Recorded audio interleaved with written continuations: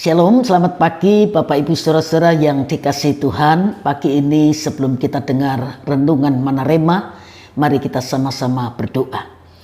Bapa mengucap syukur buat kesempatan yang masih kami dapatkan untuk kembali belajar kebenaran firman-Mu.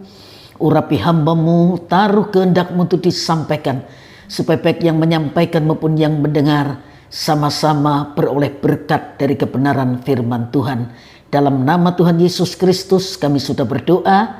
Haleluya. Amin. Bapak Ibu saudara sekalian, pagi ini kita sampai pada abjad huruf K. Ya. Kita akan belajar tentang keturah. Kejadian pasal 25 ayat 1 sampai 2. Kejadian 25 ayat 1 sampai 2. Abraham mengambil pula seorang istri namanya Keturah. Perempuan itu melahirkan baginya Simran, Yoksan, Medan, Midian, Isabak, dan Suah. Arti nama Keturah adalah harum atau keharuman. Kalau kita membaca di Kejadian pasal 25 ayat yang pertama, Keturah disebut seorang istri. Tapi kalau kita baca di 1 Tawarik 1 ayat yang ke-32, disebut sebagai gundik atau selir. Saya baca 1 Tawarik 1 ayat 32. Keturunan Keturah gundik Abraham, perempuan itu melahirkan Simran, Yoksan, Medan, Midian, Isibak, dan Suah. Mengapa berbeda? Ada perbedaan penyebutan karena zaman. Di zaman Abraham, semua yang melahirkan anak disebut istri. Sedangkan di zaman raja-raja, di luar istri yang sah disebut gundik atau selir. Para ahli Alkitab berdebat tentang kapan Keturah memasuki kehidupan Abraham. Beberapa dari mereka berpendapat bahwa ada pernikahan sebelumnya. Sementara yang lain berpendapat bahwa semua terjadi setelah Sarah meninggal. Yang lainnya lagi berpendapat bahwa tidak ada pernikahan sama sekali. Apapun statusnya, Alkitab dengan jelas mengatakan bahwa anak-anak Keturah tidak ada kaitannya dengan janji Tuhan. Meskipun Tuhan membuat anak-anak ini menjadi banyak bangsa, tetapi mereka tidak pernah menempati tempat yang ditempati oleh Ishak. Jadi sebelum kematiannya, Abraham memberikan hadiah kepada keenam anak laki-lakinya dan menyuruh mereka pergi. Kita baca Kejadian 25 ayat 5 dan ayat yang ke-6. Abraham memberikan segala harta miliknya kepada Ishak, tetapi kepada anak-anaknya yang diperolehnya dari gundik-gundiknya, ia memberikan pemberian. Kemudian ia menyuruh mereka masih pada waktu Abraham hidup meninggalkan Ishak anaknya dan pergi ke sebelah timur, ke tanah timur. Abraham sepertinya tidak begitu peduli dengan penderitaan yang mungkin akan dialami oleh Keturah dan anak-anaknya. Seperti tokoh-tokoh lain di Alkitab, Keturah dan anak-anaknya mendapati bahwa mereka berada di luar pusat dari rencana Tuhan. Hubungan yang tidak sesuai dengan kehendak Tuhan akan menimbulkan banyak penderitaan.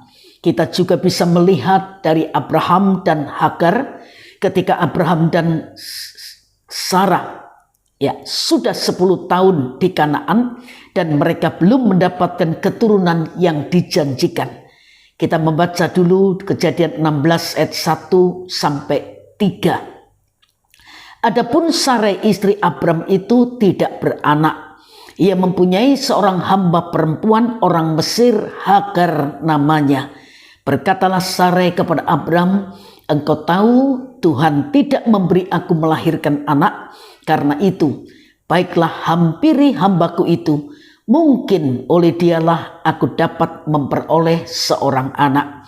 Dan Abram mendengarkan perkataan Sarai. Jadi Sarai istri Abram itu mengambil Hagar hambanya orang Mesir itu yakni ketika Abram telah 10 tahun tinggal di tanah Kanaan, lalu memberikannya kepada Abram suaminya untuk menjadi istrinya. Abram menghampiri Hagar, lalu mengandunglah perempuan itu, dan ketika Hagar tahu bahwa ia mengandung, ia memandang rendah akan nyonyanya itu. Ini awal dari sebuah permasalahan.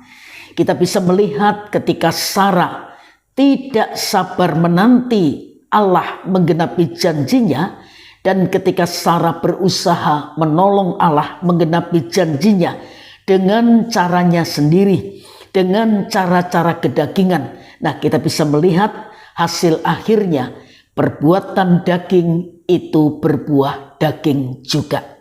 Sebab itu, Bapak Ibu Saudara yang dikasihi Tuhan, mari kita berusaha untuk tetap hidup dan berjalan dalam kehendak Tuhan, supaya kita tetap tinggal dalam berkat anugerah Tuhan, sebab ketaatan itu menjadi jalan untuk kita hidup bahagia. Jangan mencoba seperti Sarah yang berusaha menggenapi janji Tuhan dengan cara-cara kedagingan.